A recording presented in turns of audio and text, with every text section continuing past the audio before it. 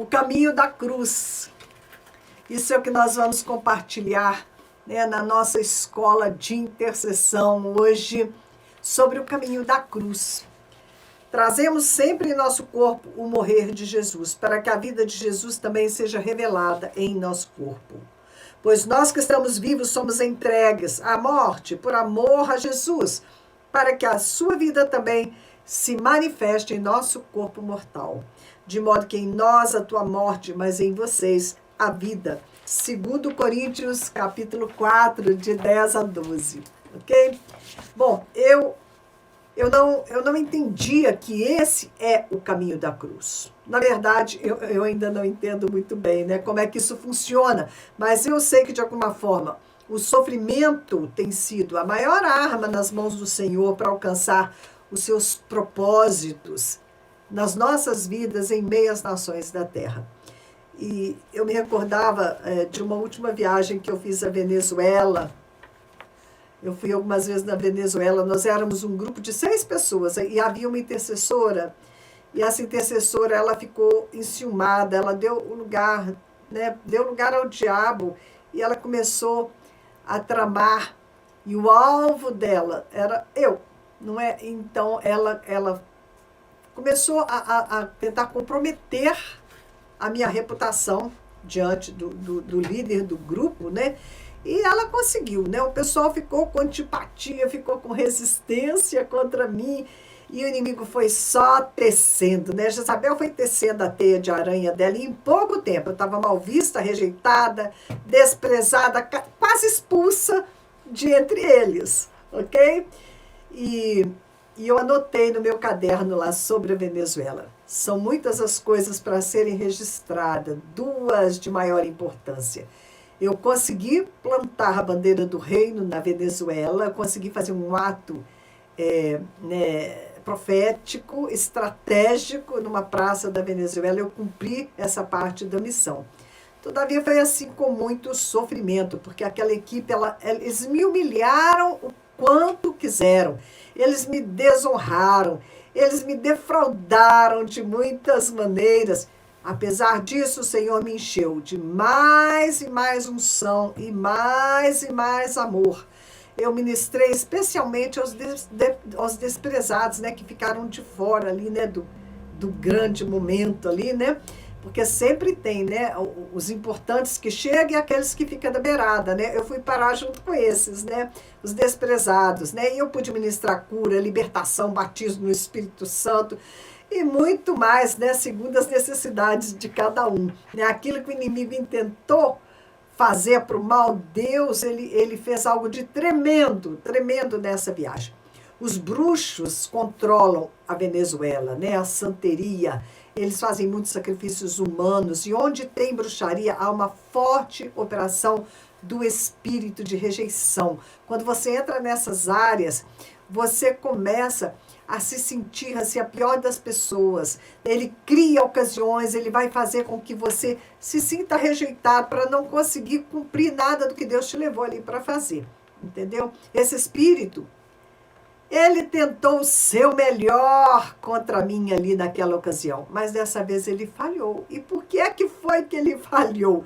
Ele falhou porque eu, antes de sair de casa, eu tinha lidado com o orgulho antes de sair daquela jornada, né? Eu estava preparando um estudo justamente sobre a oração do Pai Nosso, e o Senhor me revelou algo ali muito interessante, né? É o que está em Mateus, né? Quando vocês orarem, né? O Senhor me levou especialmente, né, no livro de João também. Quando orar, ou seja, nós vamos orar, e ele vai dando as dicas. Não queiram aparecer diante dos homens, né? Não se autopromovam. E eu já tinha tomado algumas decisões, né? Eu já tinha colocado o meu orgulho aqui debaixo do pezinho, né? E a rejeição, ela está enraizada no orgulho. Todo mundo que tem problema de rejeição, na verdade, o seu problema é o orgulho, tá bom? Pode lidar com o seu orgulho. Mas se você está disposto a se humilhar, esse espírito de rejeição, ele não tem mais pega, ele não tem mais como segurar a sua vida. E o Senhor Jesus nos deu essa instrução. Venham a mim todos os que estão cansados e sobrecarregados, e eu lhes darei descanso. Tomem sobre vocês o meu jugo e aprendam de mim, que sou manso e humilde, e encontrareis descanso para as vossas almas, pois o meu jugo é suave e o meu fardo é leve. Mateus 11, 28 a 30. Esse texto é lindo, maravilhoso, cheio de significados. Mais tarde, esses bruxos que eu confrontei lá na Venezuela, eles foram vistos entrando pela madrugada no meu apartamento aqui no Brasil, tentando me atacar. Eles ficaram bem furiosos, eles sofreram uma boa derrota, né? E eles não queriam de jeito nenhum que eu voltasse na Venezuela ali, jamais. Não é? E eu voltei uma segunda vez, tá bom? Né? Eu fiz um outro roteiro, outra missão, tá bom? E quando eu busquei entender o que havia acontecido ali na Venezuela, eu perguntei ao Senhor de que maneira eu havia vencido naquela nação. E eu entendi que isso ocorreu da mesma maneira que Jesus derrotou a Satanás. Foi o mesmo mecanismo. Ele humilhou a si mesmo. Não é? Ele morreu na cruz, sofrendo no lugar dos pecadores pela nossa salvação. Ele não tinha pecado, mas ele foi punido, foi chutado, foi batido, foi humilhado de todas as maneiras, como se ele fosse o pior dos pecadores. Né? Ele era inocente, mas ele aceitou passar aquilo ali no nosso lugar. Ele aceitou mudo, sem se defender, ele não se defendeu. Toda injustiça, toda calúnia, tudo que estava sendo lançado contra ele estava já resolvido, como uma ovelha muda, ele se calou. Ele não se defendeu. Por isso o pai o defendeu. O pai, né, o exaltou, entregando a ele a vitória contra o reino das trevas. Antes mesmo, né, como eu disse, antes mesmo de sair do Brasil, eu tinha me preparado. Conforme me pediram, né, foi um estudo da oração do Pai Nosso, que eles não me deixaram ministrar. E, na verdade, eu é que fui grandemente favorecida, né, para aquele estudo. Jesus deu as seguintes instruções. Vamos lá. Quando você orar, faça assim, faça assim. E ele citou primeiro que nós não devemos fazer. Nós não devemos ser hipócritas, tá? Orar para nos exibir, para aparentar espiritualidade. Como os crentes, todo o tempo, entre eles mesmos, eles precisam aparentar espiritualidade. Há como uma competição ali debaixo dos panos o tempo todo, vamos ver quem é mais poderoso, quem é mais espiritual, tá? A pessoa com espírito religioso, ela gosta de usar palavras pomposas e difíceis para causar boa impressão, para ser admirada pela sua maneira de falar. Tem um pastor muito conhecido, gente, eu não aguentava aquilo. Ele é um líder, assim, de uma denominação grande no Brasil. Quando ele orar, ele fala, Senhor, meu Deus, meu Pai, que era aquilo, né? Desse jeito. Nós não devemos usar de repetições, falando sem sentido, né? Usando o formato de oração, a gente usa a forma da oração, mas o conteúdo não está ali, não há quebrantamento, né? E a gente, então, não está meditando naquilo que está falando, sai a forma, né? As palavras, na verdade, não estão saindo do coração. Então, esse tipo de oração religiosa, Deus detesta, né? Se aqueles líderes religiosos queriam ser vistos e ouvidos pelas pessoas lá no tempo de Jesus, eles já tinham alcançado os seus objetivos, a sua recompensa. Mas se a nossa intenção é orar e ser ouvido por Deus, primeiro, devemos suplicar ao Pai aquilo que Ele já sabe que nós necessitamos, né? Isso significa que nós devemos insistir até tocar o seu coração, como uma criança pequena faz quando ela quer algo, né? E ela apurria ali os pais, eu quero minha bicicleta nesse Natal, eu quero minha bicicleta nesse Natal. Ela fala tanto que os pais falam, nós temos que dar uma bicicleta para essa criança. 2, mas se você, quando for orar, entra em seu quarto, você entra na intimidade com seu Senhor, fecha a porta para que ninguém se intrometa e você vai ter privacidade, você vai ter intimidade.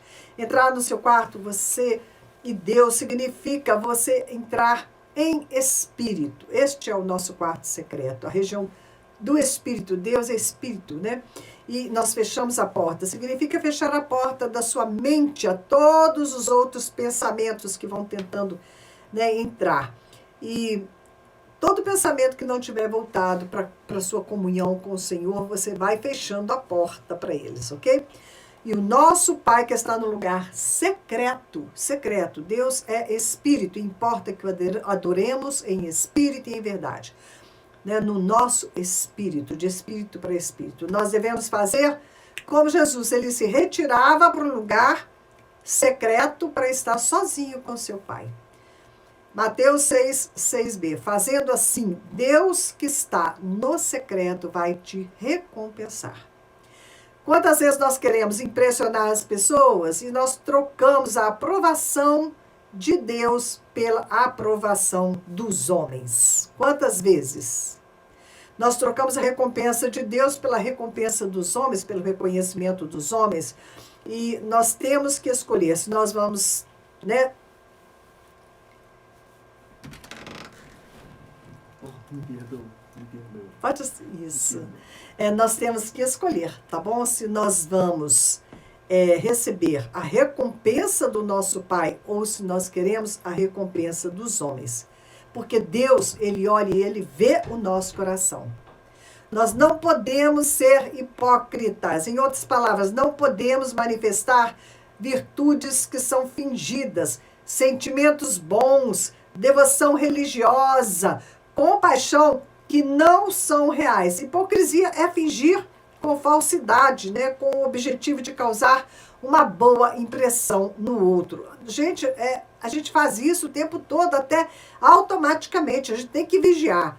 Né? E com essa determinação, eu fui me encontrar com o restante daquele grupo, o pessoal de Belo Horizonte. Eu estava disposta a não abrir a minha boca para, de alguma forma, tentar causar uma boa impressão. Eu estava me vigiando, ok?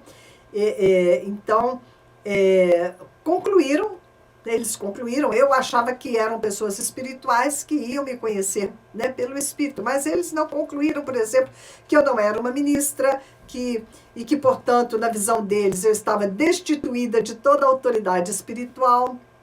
A tentação foi muito grande, né, de abrir minha boca, de desmentir, de exibir as minhas credenciais, como o Paulo falou, né? Eu vou dar uma de louca aqui, vou exibir as minhas credenciais, para desfazer aqueles falsos julgamentos, mas eu me decidi, vou manter calada. Eu sofri injustiça, confiando que o Senhor é justo juiz, que ele ia me defender. E afinal ele mesmo, né, estava permitindo aquele teste, aquilo tudo, né, para que ficasse exposto o que realmente também estava no meu coração e no coração daquelas pessoas. Jesus também, ele não abriu a boca para se defender quando ele podia ter chamado, né, 1 milhão de anjos e demonstrado que ele era o Filho de Deus. Mas ele se humilhou e Deus o exaltou e deu a ele a vitória contra o inimigo. Essa vitória era a que realmente me interessava. A vitória contra o inimigo, contra os poderes das trevas que trabalham contra a salvação das almas em meio aos povos da terra, né? Cada nação que eu ia, Satanás ia preparando ali uma armadilha para mim. Depois desta viagem, Deus me exaltou contra este inimigo que ia, né, atrás de mim a cada nação. A partir deste momento, as coisas mudaram, né? Ele foi derrotado, ele não pôde mais fazer o que ele vinha fazendo. Foi uma vitória tremenda. E então a nossa vitória vem. Aqueles que se humilham serão exaltados. Né? Foi um aprendizado ali maravilhoso, né? E uma vitória tremenda. Esse é o caminho da cruz. Esse é o caminho que o Senhor nos propõe. O caminho da cruz é um caminho que você desce para subir. Amém?